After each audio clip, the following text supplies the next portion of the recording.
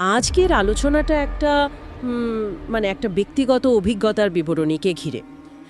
শিরোনামটা হলো অন্ধকারে বিড়ালের ছায়া, এক ভৌতিক অভিজ্ঞতা। হ্যাঁ, এখানে লেখক তার নিজের চোখে দেখা একটা ভয়ের রাতের ঘটনা বলছেন, একদম নিজের ভাষায়। ঠিক তাই। তো দেখা যাক এই বর্ণনায় ঠিক কি কি ঘটেছিল, কোনো ব্যাখ্যায় না গিয়ে শুধু ঘটনাটা শোনা যাক। লেখক তখন এই যে ইন্টারমিডিয়েটে পড়েন, আর তার চাচাতো ভাই রাফি সে 9-এ। আচ্ছা। তো শীতকালে ওরা চাচার গ্রামের বাড়িতে বেড়াতে গেছিল। গ্রামের বাড়ি, শীতকাল, বেশ একটা পরিবেশ। হ্যাঁ, আর গ্রামে সেবার বেশ বড় একটা মেলা বসেছিল। ঘটনাটা শুরু হচ্ছে সেই মেলা থেকেই। ও মেলা! লেখক আর রাফি তাহলে মেলায় গেছিল? হ্যাঁ, দুজন মিলে মেলায় গিয়েছিল। ওখানে বেশ মজা করেছেন, নাগরদোলা, খাওয়া দাওয়া। আর সার্কাসও দেখেছিলেন বলছিলেন না? ঠিক, সার্কাস দেখতে দেখতেই তো রাত হয়ে গেল, বেশ রাত। কটা বেজেছিল তখন? সার্কাস যখন শেষ হলো ঘড়িতে প্রায় রাত 12টা। 12টা? বেশ রাত তো। হ্যাঁ, তো মেলা থেকে বেরিয়ে ওরা বাড়ির দিকে হাঁটতে শুরু করলো। শীতের রাত, তার উপর গ্রামের রাস্তা। হ্যাঁ, রাস্তাটা কাঁচা আর একদম নির্জন।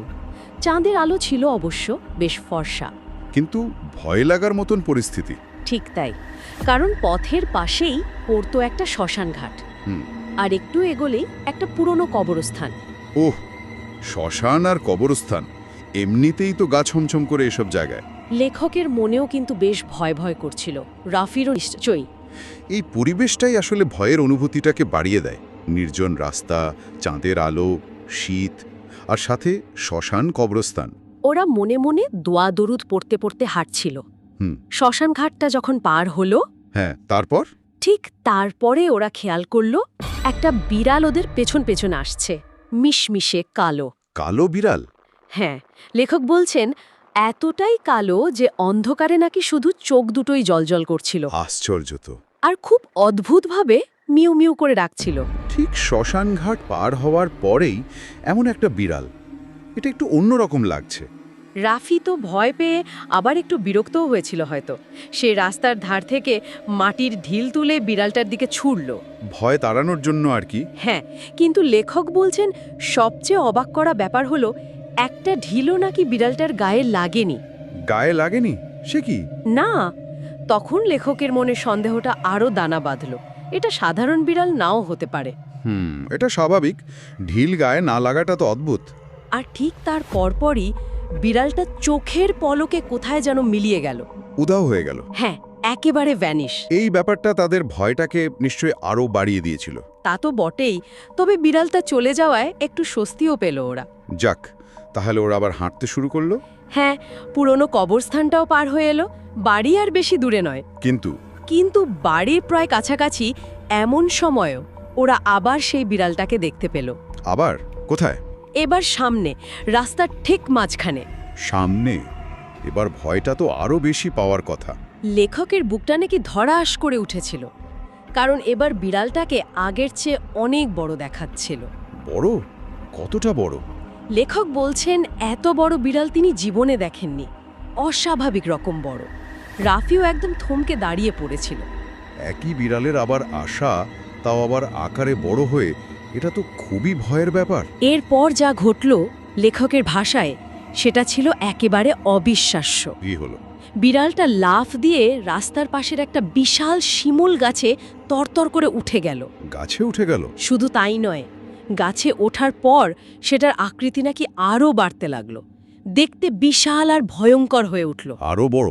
গাছে উঠে? হ্যাঁ, আর বড় বড় জ্বলন্ত চোখ দিয়ে নাকি ওদের দিকে তাকিয়েছিল। ভাবা যায়।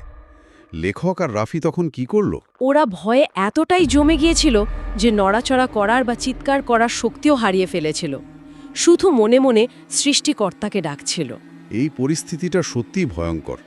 আকৃতি পরিবর্তন, গাছের মাথায় উঠে তাকিয়ে থাকা। কাছে আসতেই ওরা দেখল তিনি লেখকের চাচা। ওহ, চাচা! যাক বাবা। অনেক রাত হয়েছে দেখে তিনি ওদের খুঁজতে বেরিয়েছেন। চাচাকে দেখে ওরা যেন হাঁফ ছেড়ে বাঁচল। এই সময় চাচার আশাটা তো আশীর্বাদের মতো, কিন্তু সেই বিড়ালটার কি হলো?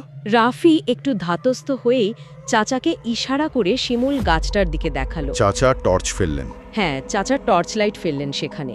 কিন্তু গাছে কিছুই দেখতে পেলেন না। কিচ্ছু না? না, আশেপাশে আলো ফেলেও সেই বিশাল কালো বিড়ালের কোনো চিহ্নই পাওয়া গেল না। সেটা আবার উধাও? আবার উধাও। চাচার উপস্থিতিতে আলো ফেলার সাথে সাথেই ঘটনাটা তো আরও রহস্যময় হয়ে গেল। একদম। এর কোনো ব্যাখ্যা ওরা সেদিন পায়নি। তারপর ওরা বাড়ি ফিরল। হ্যাঁ, চাচার সাথে বাড়ি ফিরল, চাচাকে সব ঘটনা খুলে বলল। চাচা কি বললেন শুনে? চাচা সব শুনে শুধু বললেন, তোরা সে রাতে অনেক বড় বিপদ থেকে বেঁচে ফিরেছিস আল্লাহর রহমতে। চাচা হয়তো কিছু আন্দাজ করেছিলেন বা এমন ঘটনার কথা আগেও শুনেছিলেন। হতে পারে। লেখক জানিয়েছেন সেই রাতের অভিজ্ঞতা তাকে এতটাই নাড়া দিয়েছিল যে তিনি আজও রাতে একা ওই রাস্তা দিয়ে যাওয়ার সাহস করেন না। এই বিবরণটা শোনার পর সেই রাতের ভয়, আতঙ্ক আর শেষের স্বস্তিটা যেন অনুভব করা যাচ্ছে। আর ঘটনাটার দীর্ঘস্থায়ী প্রভাবও স্পষ্ট। হ্যাঁ, এই অভিজ্ঞতাটা শোনার পর মনে হয় জীবনে এমন অনেক ঘটনা ঘটে যায় যার কোনো যুক্তিগ্রাহ্য ব্যাখ্যা হয়তো মেলে না। ঠিক, কিন্তু সেগুলো ব্যক্তির মনে গভীর ছাপ ফেলে যায়। এই ধরনের ব্যক্তিগত বিবরণীগুলো আমাদের সত্যি ভাবতে বাধ্য করে। মানে, আমাদের চেনা জগতের আড়ালেও কি অনেক অজানা রহস্য লুকিয়ে আছে? সেটাই। আর এটাও ভাবায় যে খুব সাধারণ কোনো জিনিস বা পরিচিত পরিবেশও কি বিশেষ কোনো পরিস্থিতিতে আমাদের গভীরতম ভয়ের কারণ হয়ে উঠতে পারে। এই প্রশ্নগুলো বোধহয় থেকেই যায়।